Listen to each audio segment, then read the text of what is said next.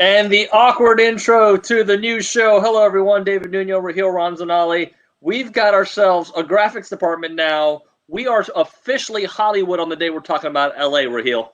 I know. Look at that. It's finally here. We've got new graphics. We've got an intro. We've gone Hollywood, and it's so fitting because we're gonna have Curt Sandoval on from ABC 7 to talk about the Dodgers, to talk a little bit about the Lakers Rockets matchup tonight. And our big question of the day is, I mean, it's already obvious, but why is Houston so much better than LA? I can give you 1,007 reasons, and I can only give you 2 reasons that LA wins. The mountains, I guess, if you're into that, the ocean, whatever, and it's not as hot. But other than those reasons, hey, by the way, a couple things. People are completely confused by the countdown. They're like, why is it showing numbers? Well, it's just showing numbers because that's how we started the show, just to get everybody ready. All right, so we are officially getting started, talking a little LA-Houston rivalry. We'll talk Rockets-Lakers. We'll talk poor Lance McCullers yesterday. Ooh, man. All because the roof opened? I don't know. I didn't think it would be that big of a deal, but I guess because it correlates, it happened in the fourth inning, so the collapse happened in the fourth inning. Or it could just be that Lance is going to take some time. It's going to take some time to get back to who he once was, right? Like, that could be it as well, because he has not looked sharp at all. No. Well, I mean, he's had his great moments. I mean, I think what was it, the first 9 batters he faced? Like, bye-bye, right? Like, so he's had his moments, but that was a terrible inning. And everybody loves to be the manager. By the way, we don't have a dump button, right? So, I can feel a cough I feel a cough in the back of my throat. Like I swallowed water in the wrong hole, if that's even a thing. I've heard people say it. And I feel like there's going to be an enormous cough and just all over the place, projectile. So I'm trying to hold it in. I can't walk away. There's no commercial break during the show, Raheel. I think you should do it. If you need to do it, just raise up your right hand and I'll know, and I'll take you off the video stream, and I'll run the show while you cough, and then I'll see you and I can bring you back on, because that's how we are. We're team no layups. Like, I'll take care of you. I'm not going to put you in a position where you all of a sudden just cough all over the camera. Hey, I'm going to send a little text to Curt Sandoval, who's supposed to be joining us today here any minute now. He's from LA, his ABC affiliate, so hopefully we'll chat with him here in a moment. So, Raheel, do an awkward 5-second talk while I send him a text. I got you. Let's recap a few things that have been happening in the Houston sports scene. All right. Obviously, the Rockets are back in action. They're 2-1. They started off the NBA bubble restart with 2 huge wins over the Mavericks and the Bucks.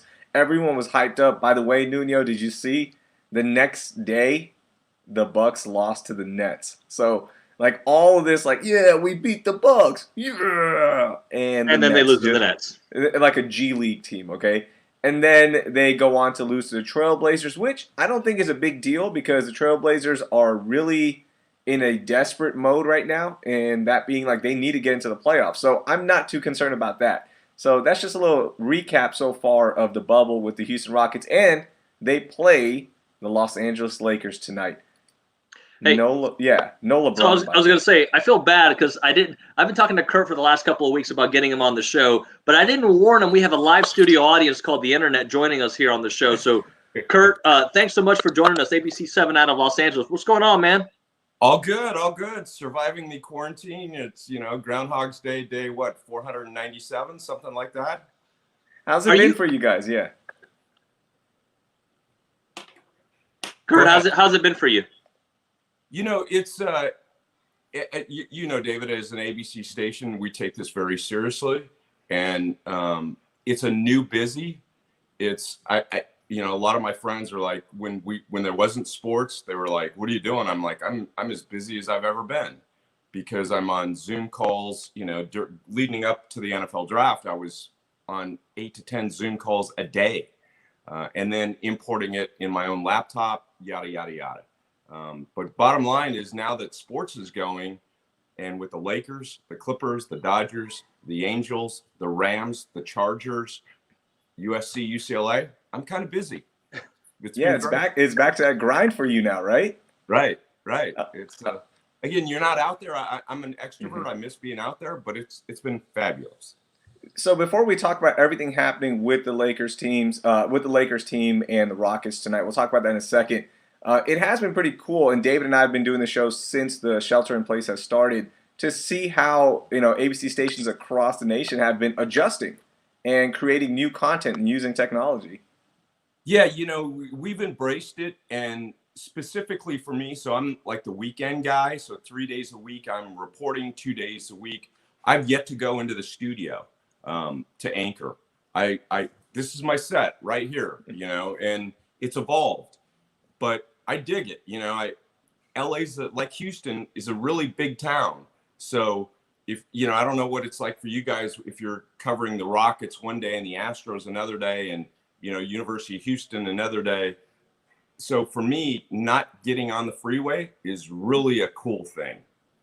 Curt, I've embraced my inner Howard Hughes. I've enjoyed not going places and doing my show. I've been literally, I have to tell the dogs, the kids, hey, Dad's about to be on TV. You got to be quiet. I'm about to do my thing on the DeGiro. Shh. Every day. My kids, I have to tell them, okay, everybody's off the internet, because you need the extra band space. Hey, it's only 5 minutes, guys. First world problems. Absolutely. Hey, Curt, so I look, man, I've got to talk this LA-Houston rivalry because I think wherever you live, obviously, even if you're a reporter on a local television station, you have some rose-colored goggles, right? So growing up in Houston my entire life, I enjoyed the Astros championship run a couple years back. I'm trying to understand, though, and remember, I'm coming at this from a Houston perspective. Sure. Why the Dodgers are so mad at the Astros, not mad at the Red Sox, and, not mad at their own new teammates. It's like, I don't know. It's like I struggle with the whole, you did this, but we didn't do anything. Yeah, I see that perspective. I think Dodger fans would say that's blame shifting. You know what I mean? It's from a Dodgers perspective. Now, let me just say, I didn't grow up here. I've worked here 21 years. Dodgers and Lakers are here, and everybody else is down here. There is so much anger.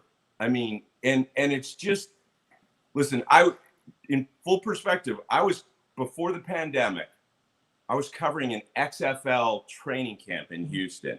And it was the same weekend that the Astros had their Fan Fest. And we went out there and just crashed the party. And I was trying to get the Houston perspective. And I get the Houston perspective. I really do. What the Dodger fans are angry about with Houston and not Boston is part of that is Alex Cora. But the other part of it is, hey, you guys started this. You guys cheated. There's one, to sum it up, I'm not smart enough to say this myself. A Dodger fan said a long time, this guy has never missed an opening day in 40 years. He said it best.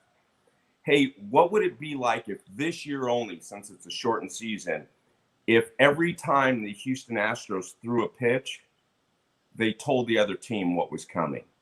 And so now from the other side, hey, they weren't doing that at Dodger Stadium and they won Game 7. Absolutely. But if you remember that series and that pivotal Game 5, Dodger fans are like, we would have won. No one knows. Fans are not objective. We all know that. Yeah. But see, our thing here is Dodger fans should be even more upset with the Red Sox because the Red Sox cheated 2 years in a row. And then they annihilated you the year, and they went from just a good team to a World Series team. Of course, you mentioned Alex Cora. That one should upset you even more because it's a repeat offender. But yes, but now let me clear. There's no you. It's them. Yeah, in the Usted form. So, but as I understand it, in the Major League Baseball investigation, Boston didn't do this in the playoffs. They did it in the regular season. They didn't have their setup in the playoffs. Mm-hmm. That's why Dodger fans are not as mad at Boston. Now, make no mistake about it. They're pissed at Boston. They're pissed. But it's like, pick your point. They despise Houston. Yeah. And honestly, because I didn't grow up here, I love it because you can post the littlest thing on social media, like just the series last week. 2 really good games. And Hey, and I just posted literally a very short commentary that I don't know about you guys, but hey, I know it's a shortened season and it's only 2 games, but it feels like the Dodgers just won 5 games because they beat the Astros. Boom! I mean, it exploded. People, they're mad, they're furious, and now a lot of that, in all honesty, is because the Dodgers have spent so much money over the past 20 plus years, and they haven't won a title since '88. So that's a lot of the root of the problem. Well, Curt, I also think, and look, we'll put this to bed after this. Weren't the Dodgers? They were blamed. Didn't the Milwaukee Brewers that same season say that the Dodgers were stealing signs in the postseason as well? Not proven, but I'm just saying the whispers have been out there for the big clubs everywhere. Not only that, David, and I think you bring up a great point, and fans don't want to hear this, but remember Tim Flannery? He used to be, the Giants' third base coach. He was with the Padres when I was working down in San Diego. He worked at our TV station briefly, and I really got to know him. He said it perfect. He's like, stealing signs is part of the game. It's part of the game. It's what you do. And because I'm a little bit of a baseball traditionalist, I get that. But Dodger fans are like, no, when you hear the beating of a drum and there's video cameras, that's taking it to a new level. Is it? It just means that we're using Apple Watches, we're using iPhones. And look what we're doing right now. We're talking live on the internet through some app. We're embracing technology, and that's what they did. They just took cheating to an elite level.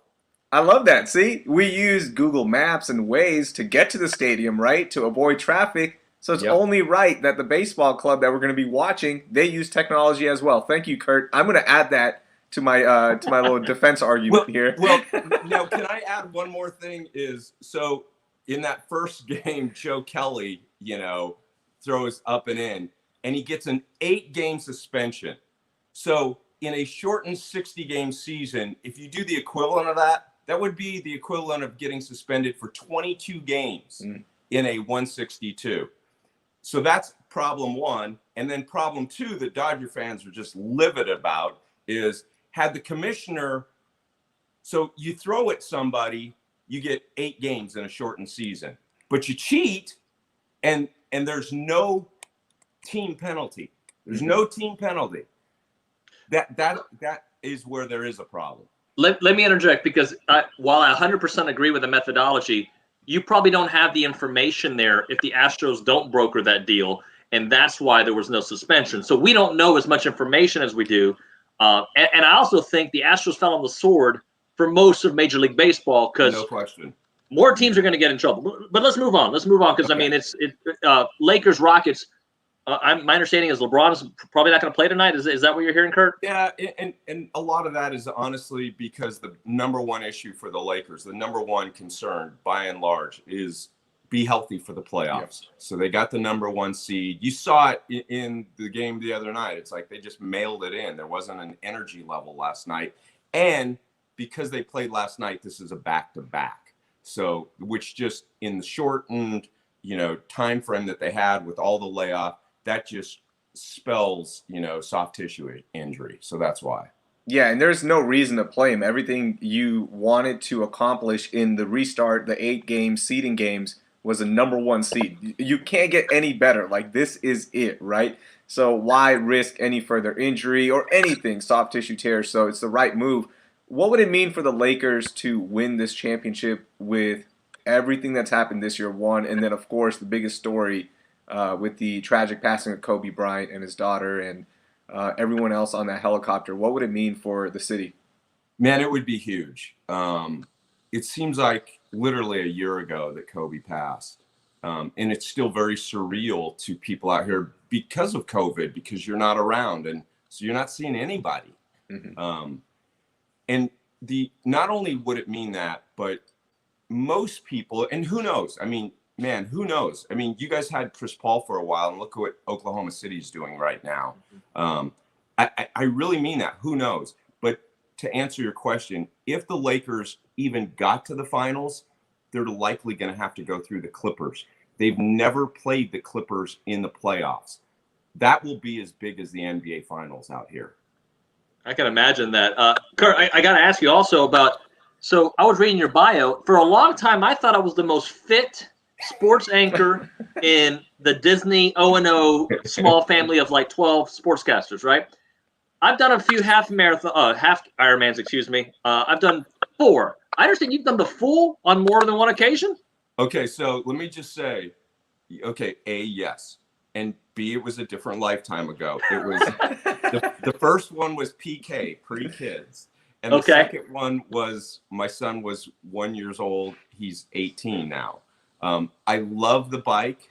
I still ride a good 200 miles a week. I love the bike. But a trainer for the Lakers once told me, Curt, it's not the age of the car, it's the miles on the car. And so I put a lot of miles. Now, David, I will tell you, come on, brother, if you have done 4 halves, the only thing between a half and a full is you committing to it. It's really, really, come on. I got 4 kids, all right, 12 and under. So I know the commitment it takes. And to be honest with you, and we're losing viewers up to second right now, but the honest, I don't ever like doing it. Like, I love the training. The day of the race, I'm like, this sucks. Like, I'm at the run. I'm like, I still got 6 miles to go. No. Yeah. So maybe one day after kids. Yeah, that's I'm going to do that too. It's amazing you said that. Now, last thing, so we don't lose more viewers. On my last Ironman, I remember running past a couple with 6 miles to go on the marathon. And so the viewers know, 2.4 mile swim, get out of the water, 112 on the bike, and then run a full marathon. Ooh. I had 6 miles to go, and I was like, what am I doing? I want to be that couple just sitting there with their kid on the beach. I don't want to be doing this. I'm exactly the same. I love to train. You know, it kind of gets me in a very spiritual realm. It eliminates a lot of stress, but yeah, race day is tough. Man, that is intense. Yeah, like David tries luring me into these. He's like, come on, all you have to do is train and do this. And like, he got me in with the sprint triathlon. And I was like, okay, I'll do that. And I've never gone back, by the way. But I can see the training is fun. I mean, you have something to chase, right? Like, that is a huge thing, is something to chase, that carrot. And then once you get there, you're like, I'm good, man. This is taking too long. What, you know, you mentioned Dodgers Lakers. That's like 1 and 2 or 1A, 1B. With the rest of the sporting landscape, obviously the Rams had the Super Bowl run there, got there with the Chargers as well being there. How forgotten are those other teams when it comes to not only the coverage, but what the fans care about? Man, that's a great question. It took me a decade to really be able to answer that question, really, because it's such a big spread out area. You know, they're the Los Angeles Angels of Anaheim. You know, there's not an Angel fan who's a Dodger fan. It's really 2 different markets. It's the same with the Ducks and the Kings. I love the Chargers, but if you ranked popularity, even as big as the NFL is, I mean, man, I think the Ducks are more popular, really. Really? Yeah. It really, because no one embraced them, you know, and I love that team. I love Anthony Lynn. I really highly respect their general manager, their PR staff, but it's Lakers, Dodgers. Probably third is USC football. Yeah. And then I'd probably say Rams. But you look at it's so hard, you know, like you get a phone call from the WNBA PR guy and you're like, listen, I love Derek Fisher. He's a great guy. He's coaching, but it doesn't move the needle. And we're in the mass media. It's hard. But that's also the advantage of social media. You can do those type of stories on digital. Curt, man, I appreciate it. We've been chatting for a couple of weeks, and I know you've been busy. You got the Rams coming up, and you know we got Texas training camp coming up as well. So thanks for making time. Let's do it again, okay?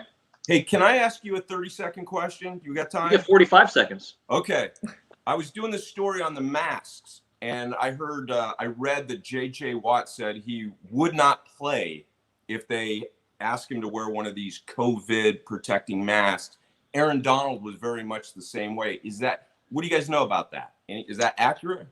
Yeah, JJ had a post about it. Raheel, correct me if I'm wrong about what he thought about it. And I think the main thing is they feel that they can't see as well. The breathing is an issue as well. Right. If I forget which NFL player told us this, because I think it was on this show, they want to wear a what do you call it? The skiing mask? Yeah, that's what they want to wear. And I could see the NFL allowing that, but most of the players do not want any of that. That's awesome. It was Deontay Burton of the Cowboys who was on with us, and he said that. He goes, man, I feel the same way. Like, they tried it out. He's like, man, it's already hard, and he doesn't wear a shield, the face shield already. So he did one and practiced with it. He didn't like it. So they're trying to work it where they could just wear that cover like you would at a store, anywhere. So, who knows what the science behind, if you're playing football for that long, if it works, but that's the plan right now. Yeah, and just to add to that, it's like everybody's getting tested, right? And then everybody gets their temperature. So if they're on the field, they shouldn't have COVID. Correct. And Aaron Donald's point was, listen, we're slobbering all over each other. If I tackle somebody and he has it, shield's not going to change anything. Agreed. Yeah. And I will say this, after hearing what the Texans protocols, I'm sure, Curt, you've heard the Rams protocols, I feel a lot better about the NFL than I do about Major League Baseball just because of all the parameters they put in place. Agreed. Hey, guys, I enjoyed this. I really did, man. David, I'm sorry. I'm the hardest guy to track down if I didn't answer your text, so I apologize. Oh, you're good, man. But now we're good, and anytime. I love talking these rivalries, and I love talking issues. So if it works with my schedule, I really mean this. Anytime. We appreciate that, Curt. Big fan of your work, and I hope to connect here soon. Sounds good, guys. You have a blessed day. Thanks, you too, Curt. my friend. Take care. Appreciate it. There he is. Curt Sandoval. That was cool, man. Look, LA, great town. I love it. But, when we're talking sports rivalries, Raheel, we can't necessarily, I love the mountains. Like, who cares? So I'm going to try this. I promise you. I'm a man of my word, except when I lie. I have not Wikipedia'd Bert Emmanuel. I remember Bert Emmanuel at Rice. Okay, quarterback. I believe I hadn't entered college yet, so Southwest Conference days. Am I right, Bert? Conference, yep, you're right. And then a wide receiver with the Atlanta Falcons. Am I right? Yep, you're right. And keep going. And I think on the John Madden football game on Madden, you were like the fastest guy. Am I right, or pretty close to? You were one of the fastest guys. Yeah, I was definitely the fastest guy, but I was also a part of the intro where I got creamed, and my son teases me about that all the time. That's great. Man, good job, David. An executive with the Roughnecks, who are no longer with us, but we're hoping that they're back. Yeah, we'll see. Yeah, we had a great time. Raheel was with us, and we were good off the field. We were good on the field. We had a great team. It was a lot of fun, and hopefully things can get back to like they were. Man, so let me just tell people what our relationship is real quickly. Bert used to be my boss with the Houston Roughnecks, and Bert was phenomenal. It was great working under your guidance, and I was the sideline reporter for the stadium crowd. And David, I don't think you saw Bert on game days like I did, because Bert was like from 3 a.m. until the next day. He was just constantly being pulled in 500 directions, and still had the time to talk to me and put up with my, diva attitude and all that stuff. But man, Bert, on game day, it was one of the most phenomenal things I've ever seen. You were so gracious with everyone, but you had 100 different things going on, and we had so many games, like the amount of games that we had.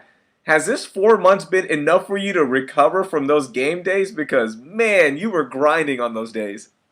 Yeah, it all started in January, if you remember, when we had a lot of the auditions or the behind the scenes, practice games where we were, tweaking the broadcast and tweaking the run of show and doing a lot of things in an empty stadium just to kind of prepare for the season. And, because everything was happening here in Houston, we were the model staff. We were the operating staff, the game day staff, that everyone was really, using as a model for their own game day presentations. And so I think we worked Raheel about 36 hours. I think it was 36 hours and 2 days. And it was absolutely incredible. And then we had 10 days, David, we had 10 days from there to get ready for opening day. And we had 2 back-to-back weekends. And I don't think I slept probably for a month. I mean, it was incredible.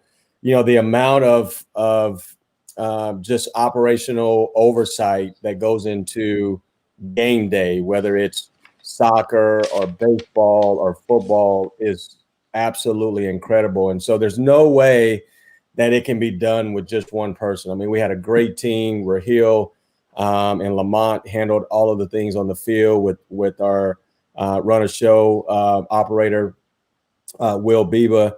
And then I handled a lot of the, security and parking and concessions, and I mean, on and on and on. And so, yeah, I mean, it was a lot of fun. I mean, we had a great staff, and that's the only way you can pull something like that off is really to have a great team.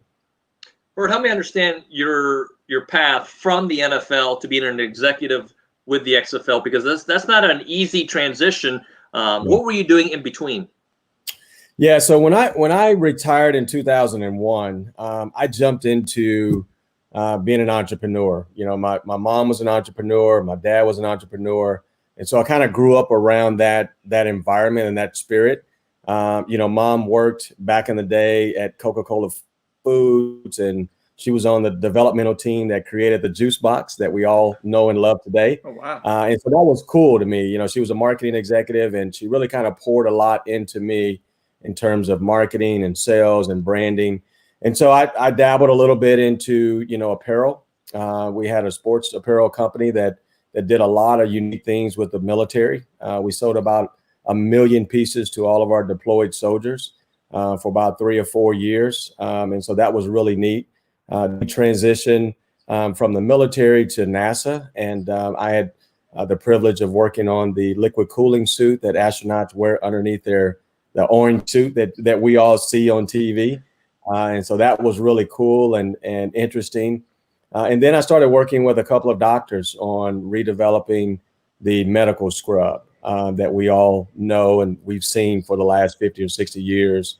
We received about 4 patents on that new development. I was a co-inventor on that. And then, my love has always been sports. And so, when the XFL started making its rounds, and Oliver Luck and I go kind of way back when Andrew was in high school down here. We actually were planning to do a quarterback receiver camp, and Oliver's agenda was to help Andrew develop. And he said, well, hey, look, quarterbacks can't develop without receivers, and so I want you to come out and help the receivers. And so we have a long lasting relationship. And he called me up and said, hey, look, I think this might be something good for you, might be a good fit. And it was. And so I really enjoyed it. It was an awesome experience. Bert, you really are the most interesting man, by the way. That is incredible. I didn't know about all the journey. That's so cool, man. We're talking to NASA, man. What about that? Yeah, like how did that? That's incredible, man. So with the Roughnecks, yeah. And then you get to the Roughnecks, and we all know what happened after that. We were the best team. We won the championship. All right, like I don't care. We won the championship. Yeah, exactly. We had the best game days, and the fans were incredible. All that good stuff. Then the XFL folds, and then we fast forward. It got pretty public with the lawsuit that happened with Vince and Oliver and all that. But this week, the big news comes out that Dwayne Johnson, The Rock, and a group just purchased the XFL outright. Right. What have you heard about this, man? Behind the scenes, anything you can add, or do you think the league is going to be back next year, or what's happening? I think it's in talks. There's some discussion about coming back in 2021. What I do know is that all of the employees across the league absolutely enjoyed the experience of starting a new league. Being on the cutting edge in terms of social engagement, being on the cutting edge in terms of fan experience. And it was all a shock to us, when it happened. We as director of business operations, you have some insights inside information on, the goings on of the organization from the league level and obviously from a local level. But we never thought that this would be the outcome, the bankruptcy and shutting down the league. We thought that at some point in time, maybe, employees would be furloughed for a period of time, and then we would start bringing back essential personnel, which, starting in July and August, and then the rest of the staff would be staged. And so this kind of hit all of us, from a blindsided point of view. But what I do know is that everyone enjoyed their experience. And I think most people, if they had the opportunity, probably would want to go back and continue, that journey that we were on. It was really unique. We 2.0, XFL 2.0 was had a different strategy, had a different business strategy, different operational strategy, was much more well thought out. Like I said, much more strategic. And I think you saw the results. I think it was coined as one of the best startup sports franchises of all time. And so, again, it doesn't get that way without good people. And so we just had a great staff here in Houston. And I can say that across the board. I think most of the staffs were really great and everybody was all in. Bert, so obviously we don't know anything yet. The Rock and his group are going to have to figure out what the next steps are. But the infrastructure is there to keep the league as is, right? I mean, Houston's got the equipment, they've got the facilities, they've got, and same across the board. In your opinion, or any insight you can add to this, do you see the league kind of just trying to pick up and continue, or a complete reset of what we had before? I don't think there's going to be a complete reset. I think, if it had not been for COVID-19, we would have continued the season. We would have had the championship here in Houston, champions, and we would have been preparing for, year two.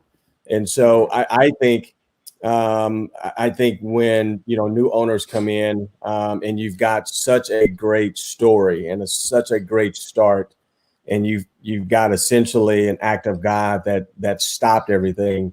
Really what you want to do is you want to kind of pick up where you left off. You want to reassess everything, obviously, but you want to pick up where you left off and try to see if there's gaps or there's areas that you can improve on.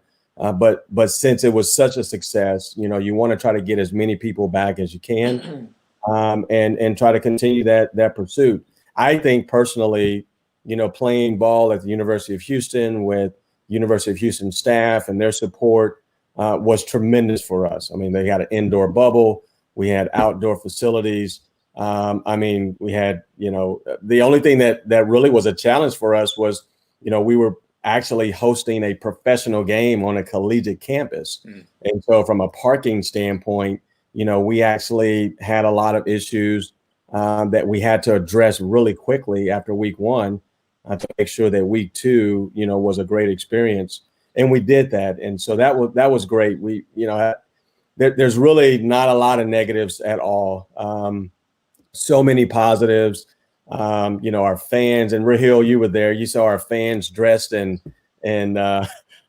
all kinds of things that normally you don't see at football games. And it was really, really unique. And so we'll see what happens. Bert, you kind of broke up a moment ago, so I just want to make sure I get this because I may use some of this on television. So you don't think there will have to be a complete reset, though, that you think there's enough pieces in place that if they do come back the way we see it, it'll be similar to what we saw? I think so. Yeah, absolutely. Absolutely. I don't think there's going to be a complete reset. I think the league started with such success across the board, from fan engagement to fan experience to game day presentation, that, if it wasn't for COVID-19, the league would have continued, along that path and would have been a great ending to a great story. And so I think as a new owner, just putting kind of my ownership or entrepreneurial hat on, you obviously come into a scenario like this and you evaluate everything, right? You look at the pros, you look at the cons, where are the gaps, what can be improved on, what do we do right?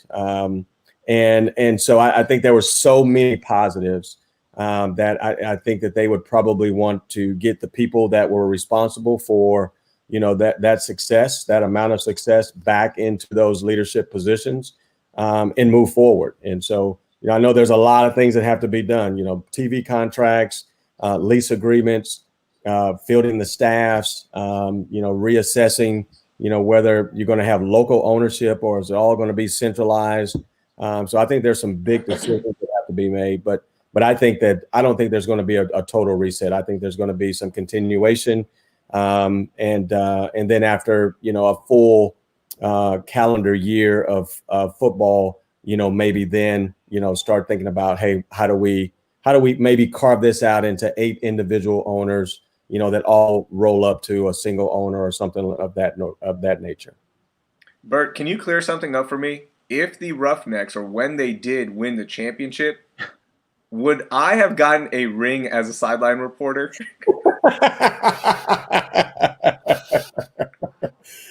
My initial knee-jerk reaction is yes. Yeah. Hold on. I'll tell you a story real quick. I was in New England, and when I got to New England, Drew Bledsoe was our quarterback, and we had this backup guy that after 6 or 7 weeks would ask me to come out and stay after practice. I was an 8-9 year veteran, and run routes, and he wanted me to run routes for another hour, and I kept saying, "You got to be kidding me! I mean, I'm I don't have enough to go another hour. Tom, can I just go 15 or 20 minutes, right?" And he was like, "Okay, well, just 15, 20 minutes. You'll give me about 50 routes, right?" I'm like, "No, I'm not going to give you 50 routes. I'll give you a route a minute." And as I'm running these routes, he's like, "You know what, Bert? That was a great route, but I just felt like you were maybe 6 inches off or 6 inches too deep." And I'm like, "Are you kidding me?" And so, that guy turns out to be the guy that has been at the helm now for, almost 19, 20 years. Goes by the name of Tom Brady, and he's the GOAT. And it was incredible. So they went ahead and won the Super Bowl that year. That year, in the middle of the season, I left New England and ended up in Detroit. But because I was on the roster, I got paid for the Super Bowl, but I did not get a ring. And so, my kids keep saying, "Hey, you need to reach out to Coach Belichick because you actually were responsible as a teammate, to really, for that championship season." And I say, "You know what? Maybe someday I'll do that." So forget that. We're gonna tweet. Yeah, you were a part of that championship run. So I say that to say, if I were Belichick, I would give you a ring. Hey, David, we need to tag Tom Brady and tell Tom Brady to send Bert a ring. Well, guys, I see things a little different. Had Bert stayed the hour and not the 30 minutes or the 50 routes, he wouldn't have been shipped out and he would have gotten a ring. And secondly, Bert, I think the Roughnecks are going to be giving away the crane rings, right? So Raheel and the entire audience would have gotten the plastic ring. That's the ring Raheel would get had the Roughnecks won. Let's be honest. If it was a really expensive ring, Bert, I probably would have said no because I'm so cheap. I would have been like, "Oh, I don't know. I don't want to pay the taxes on it." Yeah, there you go. Hey, life after football. We talked about what you did, but a lot of NFL fans probably don't know it, or I don't know if they do, but the rule. It's the Bert Emmanuel rule, right? Right. And you didn't talk about it that much until recently, and your son was a big part of that. You guys actually did an interview with ESPN, and it was a great piece. But now you do talk about it, and what that meant, that one possession, and what it impacted not only with your career but also mentally. Talk a little bit more about the Bert Emmanuel rule, and now that you're finally opening up about it. Yeah, so let me talk a little bit about the rule itself and how it started, and then what it kind of means to me today. It was a tough year. This was back in 1999. I was with the Tampa Bay Bucks. We lost our starting quarterback Trent Dilfer to injury. We had a young guy come in by the name of Sean King, and we ended up winning like 10 or 11 straight. And he was a phenomenal talent.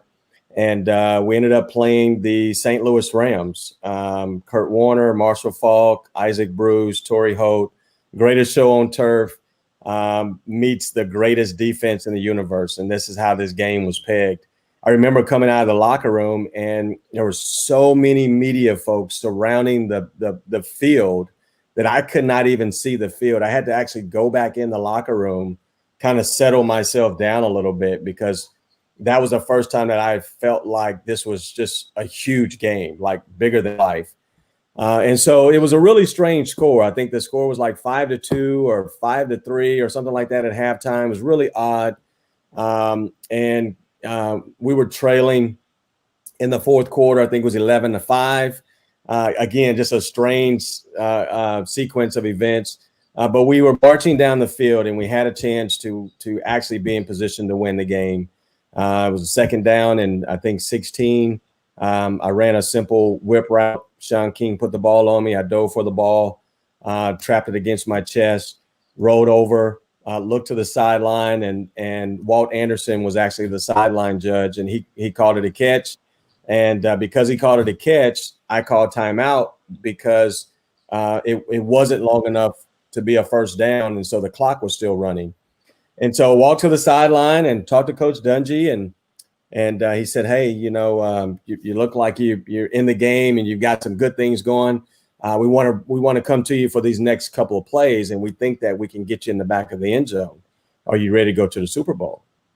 And I stopped for a minute, and I said, "Yeah, I'm ready." And right about that time, the referee, the head judge, comes over and says, "Hey, hey Tony, we're gonna review the last play." And we all said, "The last play? What are you looking at? Was there a holding call, or what?" There was not even a shadow of doubt that it was even about the catch. And he said, "No, someone pressed the button on my hip, and we got to review the catch." And immediately it was like I felt this feeling in my stomach that this probably is not going to be good. And so they came back after about 90 seconds and overturned the catch. They rolled about 10 or 15 seconds off the clock, did not give us our timeout back. We threw a Hail Mary, game's over. And I remember being ushered off the field. I'm sitting in the locker room, and Warren Sapp's beside me, and it's just total silence. And he looks over and he says, "Hey, are you going to talk to those people behind you?" And so I turn around, and it's probably 50 or 60 reporters, just really respectful of the moment. And I can remember Peter Gammon said, "Hey, Bert, did you catch it?" And I'm like, yeah, I caught it. And it was just one question after the next, and it was just total chaos. I did not understand the magnitude at the time. Obviously this has become, one of the most controversial calls ever. Definitely changed the game. And so for years afterwards, I felt like because that play happened, that kind of I was the reason why the Bucs never advanced to the Super Bowl. And so I had lived with that for years. I never talked to anyone about it.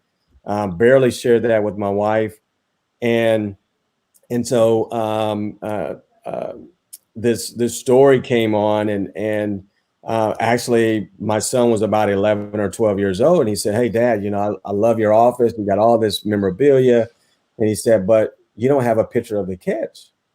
And I said, "Yeah, it's kind of bittersweet. It's not really something that I really want to be reminded of. I kind of cost the game. I cost us the game." And he said, I don't see it like that." He's 11 or 12. "I don't see it like that. I think you changed the game. You've changed the pro game. You can't change the college game. You changed high school." And he said, "I think it's something that you should have on your wall. It's pretty cool to have a rule that has been that impactful." And I'm having this dialogue, right, with this 11 or 12-year-old. And he said, "Well, why don't you pick up the phone and call the newspaper that actually took the picture?" And I said, "Well, I don't know who that is." He said, "Well, I did some research. It's the Tampa Tribune." And I said, "Okay." All right, so maybe I should make the phone call. And so literally I picked up the phone. He gave me the number, and I called and I said, "Hey, look, this is Bert Emmanuel. I used to play for the Tampa Bay Bucks back in the day. Had a controversial call in the NFC Championship game. That was a catch, no catch, cost us the game. And I think you guys may have a picture, but I'm not sure. But if you do you mind talking about it? And the other person on the end said, "We've been waiting for your phone call for 18 years. The picture is in a vault. And we were told that if you ever called, that it was yours. And so, do you want it?" And I mean, it gives me chills even talking about this story. And I just got quiet, and it was kind of like, yeah, I want it. And I said, well, how big can you blow it up? And it was before digital cameras existed. So it's an 8x10, and we can blow it up to an 11x15, but that's it. But we can overnight it to you and you'll have it tomorrow. And I said, do it. And the next day, I get this photo. Wow. And I don't know if you guys can see this or not, but this is it. And wow. And so they gave me the rights to it. I own it. It's been incredible. It's an incredible story. My son kind of allowed me to embrace that moment and look at the bright side. And the bright side is hopefully someday the game changes and continue to changes. It continues to change in a positive direction.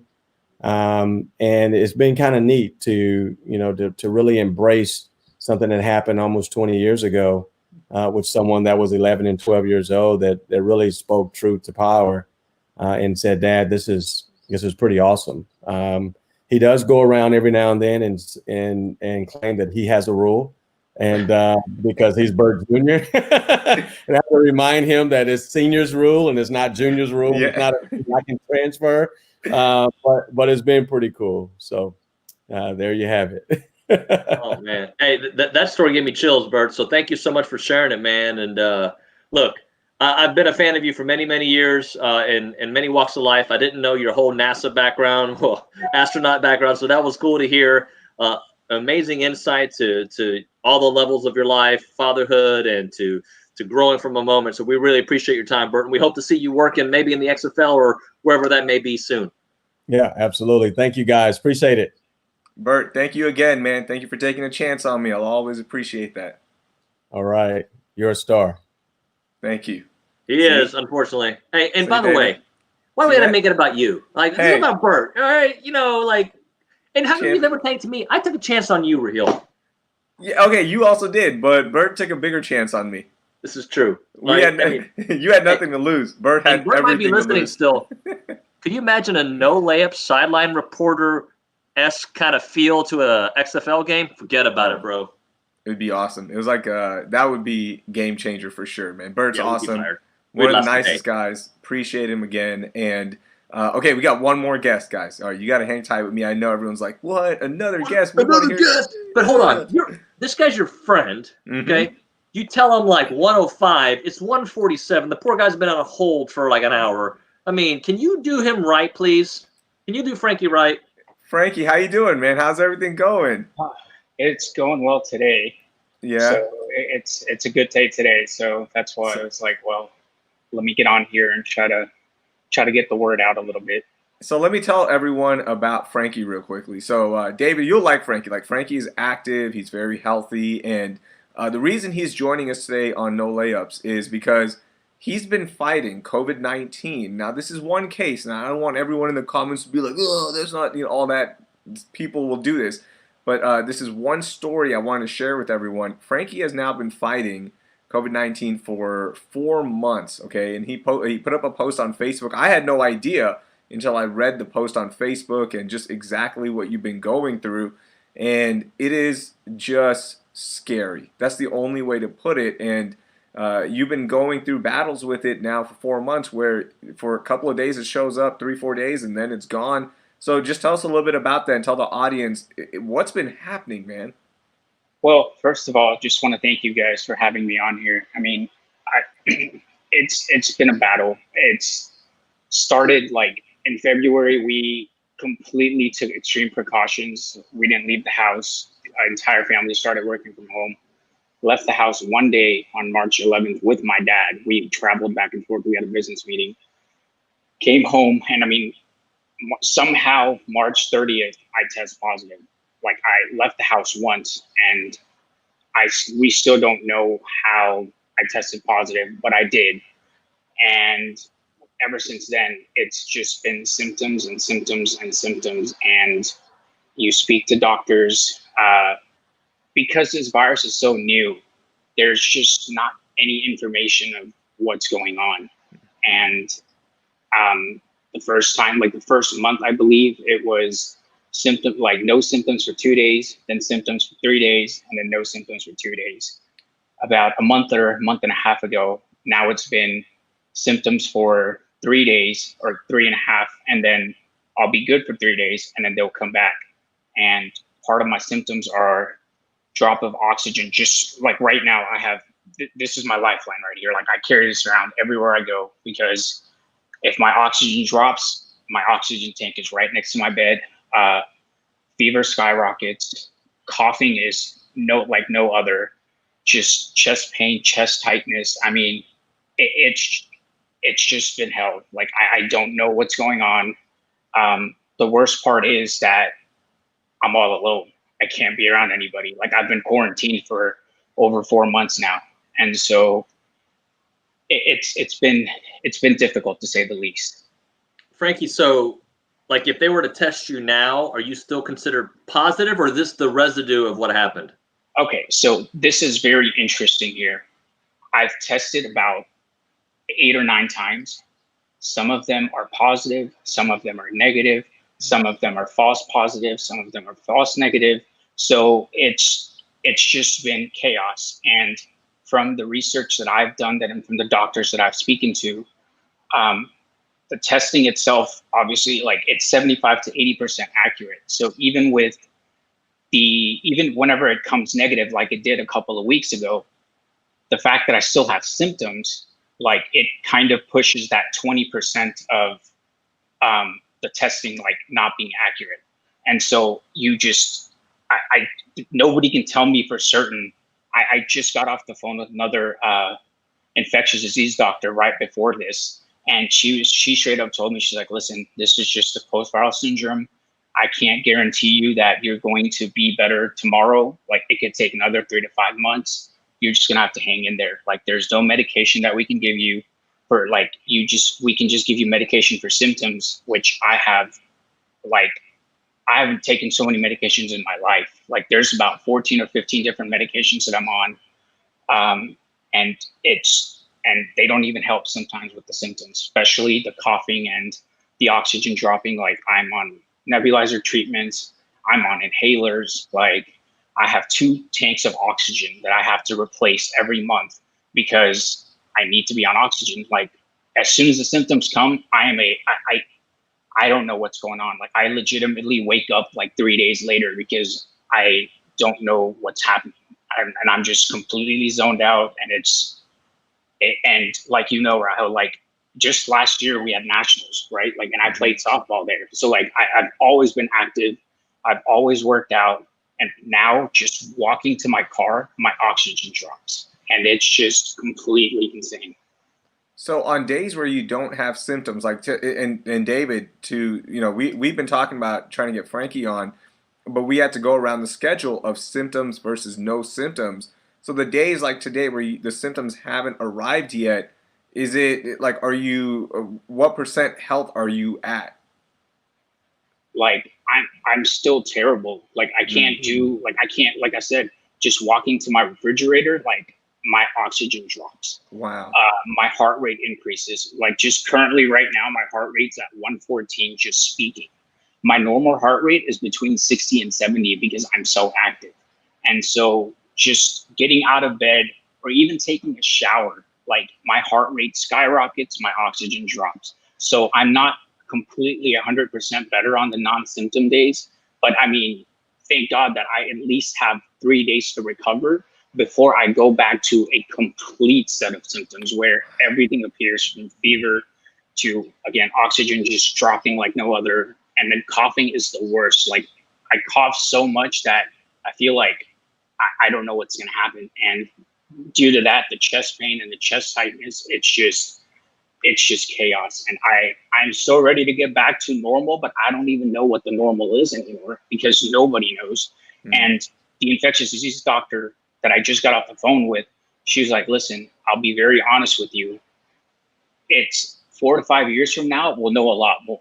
So just her saying that kind of makes you think, you're like, wait, somebody that can be so active and now I can't even walk just to my refrigerator without feeling the impacts.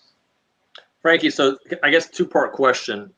You've mentioned how active you were beforehand, but how was your health in all regards before COVID-19? And then what can they tell you about your future other than waiting 4 or 5 years? I mean, is there an active protocol? Is there some herbs? I mean, what can you do?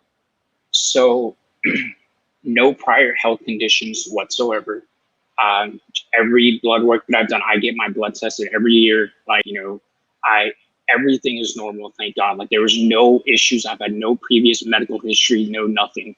And about the medications and everything, like they've given me steroids, they've given me nebulizers, they've given me so many different types of medications, but none of them have helped. So like recently because at the end of the day, I feel like the steroids and all that, they're going to have a long-term effect to the internal body. So I've spoken to doctors and they're like, listen, let's just stop all of those. And I've completely switched to homeopathic medications. Like, for instance, I have this right here, which is like the doTERRA liquid that really helps, that I just put it around my body. It helps me breathe. It helps me calm down. It helps me relax. So it's just, I switched to homeopathic completely because nothing has helped. Like, nothing has helped. You said you've been alone for the last 4 months, right? Because you can't be around other people. You keep testing positive, and you obviously have the symptoms. So to go through this alone, like how's that even possible, man? Like it's that's scary thinking about it. Listen, it's like, I really wish I had somebody here, man. Like it's terrible. Like just being all alone. Not having, like, I haven't been able to see my family. I haven't been able to, I mean, like, I see them, but it's while I drive by to go pick up food.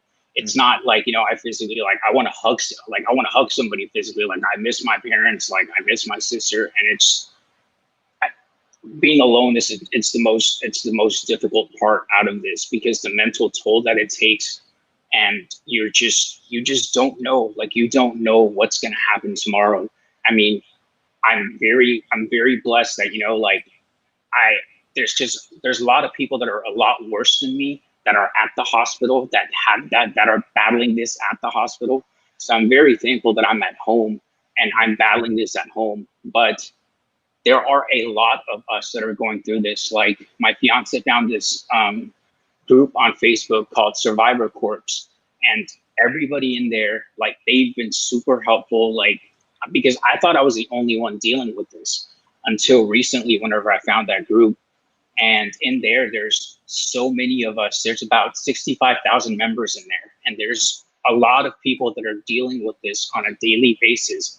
And no doctors, nobody has any answers to why this is happening.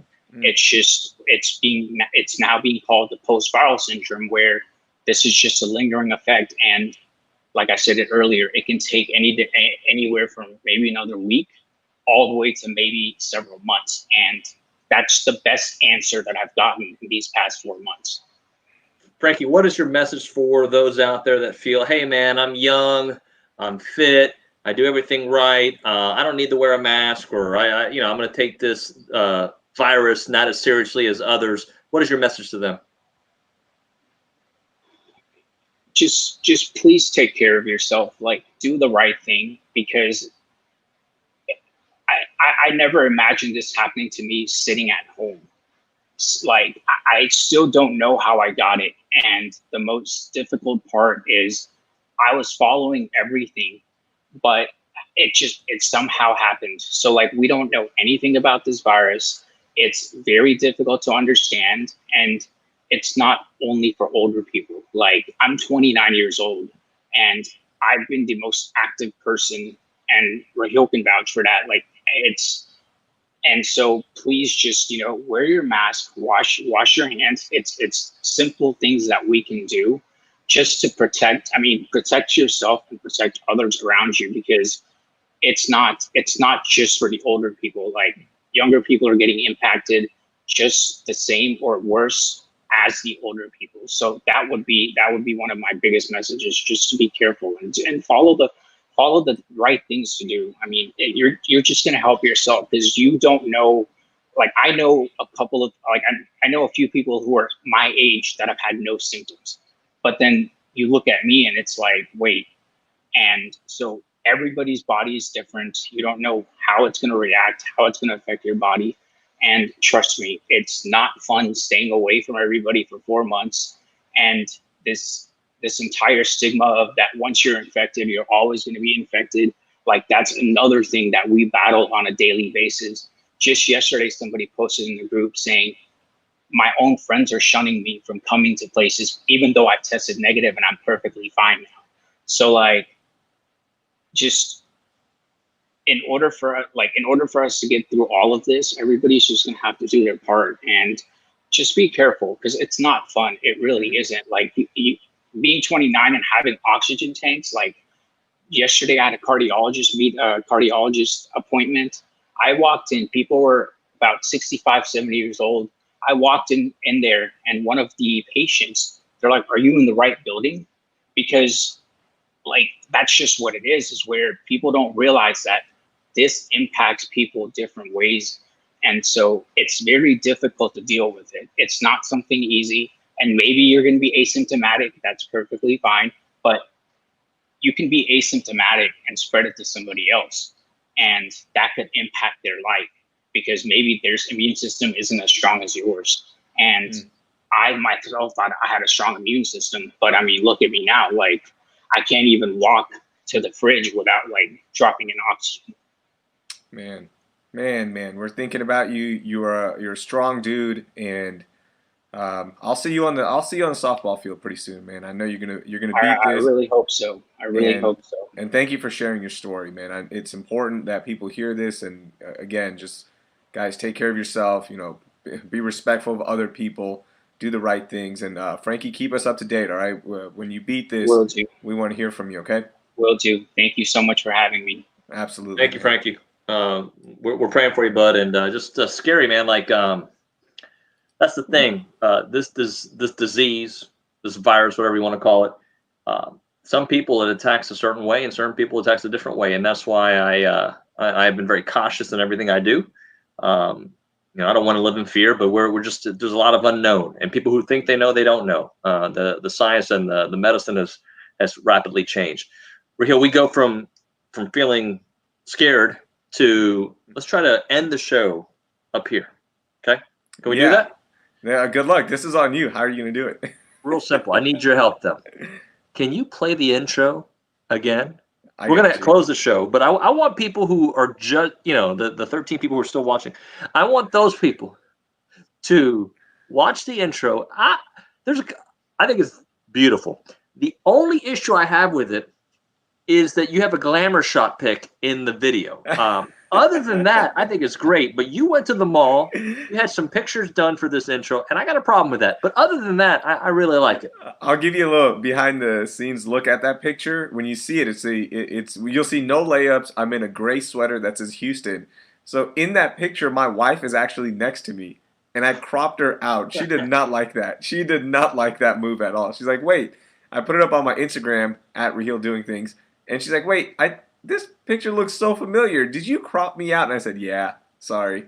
Hey, Tony, it isn't Raheel and a Speedo. Just play the intro. And I'm very happy with it. I think our marketing team did a phenomenal job. The new color scheme looks great, too. It's kind of like a New Orleans Saints feel to it. It makes Jermaine happy about that. But I like it also. Play the intro for us.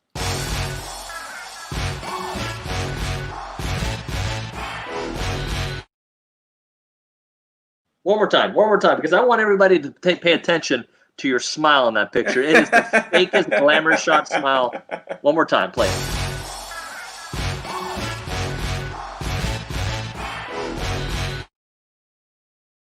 See, I'll it's a give you credit. Beautiful picture. So my smile is as fake as it comes. It's like, You're like, You I were gotta like- do this again, and I'm like, hey, this is an intro picture. Hey guys. well, buddy, I got a show to do here. Yep. I'm busy today. Sorry to I know you just want to chit chat all day, but I've got to do a story on Yates. So we're doing Third Ward as part of our ABC 13 Plus series. So I'm catching up with my buddy Greg Wise. I like to say that, my buddy, my good friend, my esteemed colleague Greg Wise, the head coach at Yates. It's funny when we were. I don't know if you remember this, Raheel. We were doing a radio show at Damaris Barbecue back in 2010. And that's when they were beating teams by 100 points, and they were a national story, and people were mad at them. They did that exact same thing this past season. They were beating teams by 100 points again. And I asked Greg, I go, you have made no apologies for the way you guys go about your business. In fact, you look at it as a sign of disrespect if you were to take your foot off the accelerator. He goes, David, man, and you watch our practices, we go 100 miles an hour all game long. It's not a sign of disrespect. That's just how we roll. And he mentioned Kobe and he mentioned Michael. That mentality is what fuels them. So we're catching up with the Yates hoops. So that's been fun. That's awesome, man. I'll keep an eye out for that and make sure you guys watch it and support the show. Oh, one thing, you see 13 Damien there on the whatever you call it, the Twitter. What do they call it? Periscope. Periscope. Yep. Have you seen how famous Damien is? He's on every commercial. I know. He's everywhere. You walk into Kroger's, you got a picture of Damien. Hey, you watch TV in an Astros game, there's a commercial with Damien. He has become like the face of ABC 13. I love it. And you know what? Damien's the best. So I'm happy he's the face and not you. Dude, I'm the face behind the face, behind the face.